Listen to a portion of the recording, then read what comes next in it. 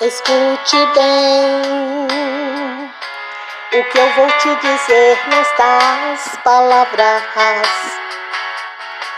Você precisa saber.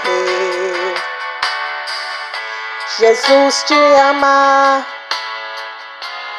Ele é o caminho, a verdade e a vida.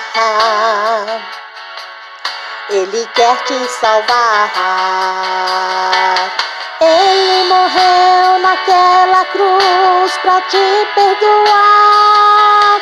Só Jesus Cristo pode curar a sua dor e transformar seu choro em riso.